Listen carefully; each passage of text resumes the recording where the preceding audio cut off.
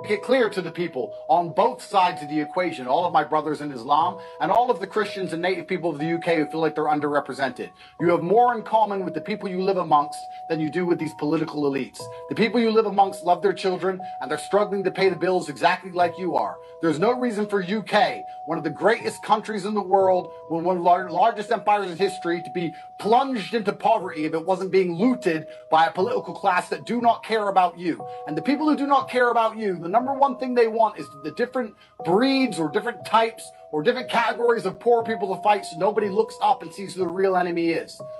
Britain can be a rich country and it can be prosperous and it can be safe and it can be regulated and the police can respond and it can be as beautiful as a lot as the first world Islamic nations are. There's no reason why it has to be the way it is unless a political class was failing the people who they're supposed to represent for generations. And that's where this anger and hatred comes from. Stop rioting amongst each other and realize who the real enemy of your freedom is.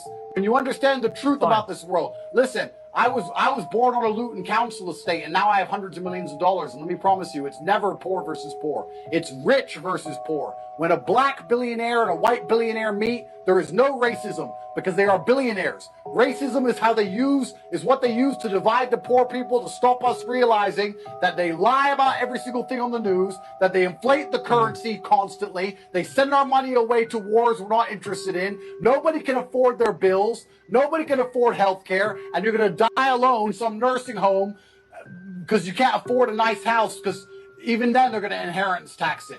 They don't want you realizing the truth, and that's why. But you know what, they want the poor people to fight the poor people.